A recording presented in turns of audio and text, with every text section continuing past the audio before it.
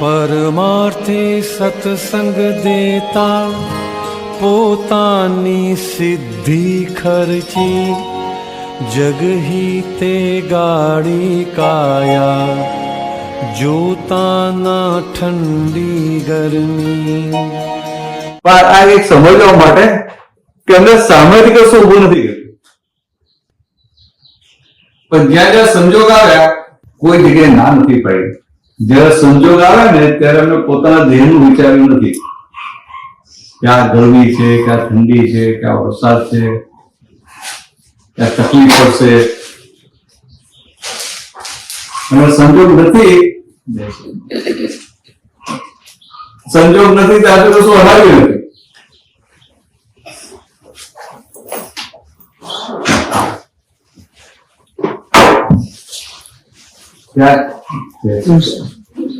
કેલનપુરની બાજુમાં એક ગામ છે,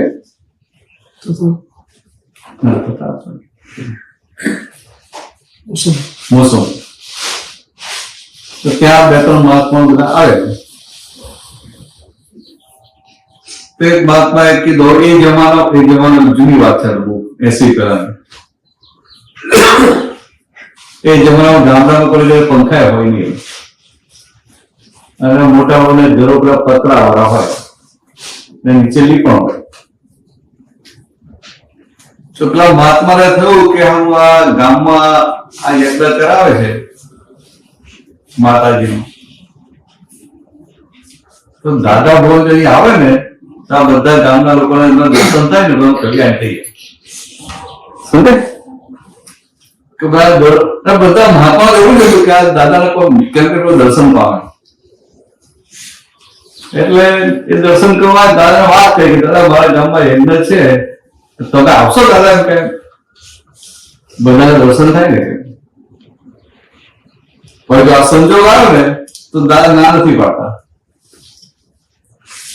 બપોરે 4 વાગે કોઈ સ્લીપર રમવાનું, અને પેલો આ એપ્રિલ મે મહિનો હોય ગરમી કેવી હોય.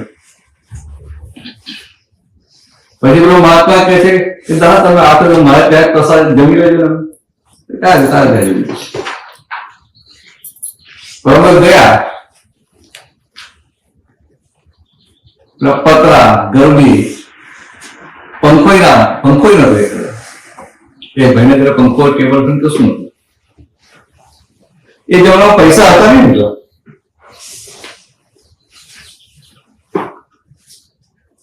તો પેલો કાથી વાળો પલંગ હોય ને એની પર સાલાની ગોદડી બનાવી હોય. સાલા કઈ જૂના બધાને ખબર પડે. સાલા 3-4 લેયર કે એવી ગોદડી મૂકેલી. દાદા આરામથી બેઠા. આપણે બે જ અત્યારે આપણા છોલાય છે એવું લાગે આપણને. કાંઠે પણ આવી ગોદી હોય તેવું થાય. દાદા આરામથી બેઠા, જમ્યા કર્યા. ત્યાં આપણું બેસાય ને એવી ગરમી, ઉપર પતરા એટલે ને પંખો નહીં. દાદા એક શબ્દ ના હોય.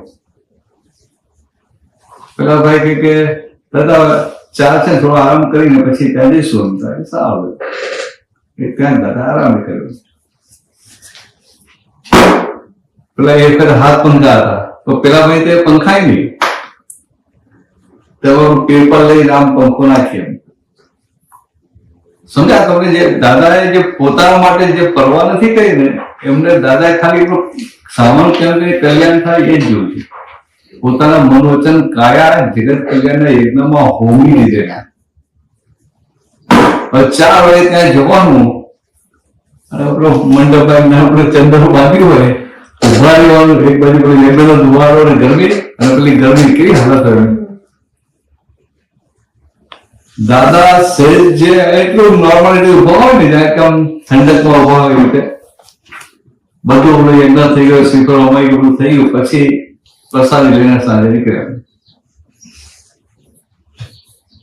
કોઈને કહ્યું નથી કે મને ગરમી લાગી, કે મને ઠંડી લાગી, કે આમ થયું, કશું નહીં. તકલીફ પડી જરાય. ઉપરથી શું વાત કરે કે જેને કેટલી બધી ભાવના હતી કે આ ગામ લોકોને દાદા દર્શન થઈ જાય. હવે આ સમજે પોતાના મન વચન કાયા બોલાવી ગયા છે, અહીંયા ખબર પડે. આવું ના બને. આપણે છે ને આપણો ટાઈમ આપીએ, બધું કરીએ, પણ આપણી સેફ સાઈડ કરીએ. પહેલા આપણે આપણી સેફ સાઈડ જોઈએ, આપણી અનુકૂળતા જોઈએ, આપણો કમ્ફર્ટ ઝોન જોઈએ, પછી કરીએ બધું. દાદાના એ ભાગ જ હતો. એટલે જે વાત કરી કે ન ભૂતો ન ભવિષ્યથી, એવી રીતે હતા.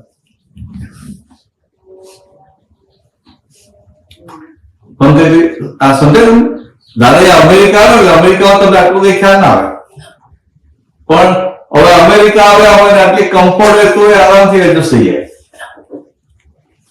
અને પાછા ઇન્ડિયા આવે તો ત્યાં કશું ક્યારેય એમને ઓડિટ નથી કાઢ્યું, ક્યારેય કમ્પ્લેન નથી કરી, ક્યારે ગરમી છે, ઠંડી છે, આ છે, તે છે. અને હવે આપણે ખબર જ ના પડે. દાદા ભગવાન એટલા લેવલ સુધી એડજસ્ટમેન્ટ લેતા હતા કે કોઈને સામે ખબર જ ના પડે કે આમને તકલીફ પડે છે.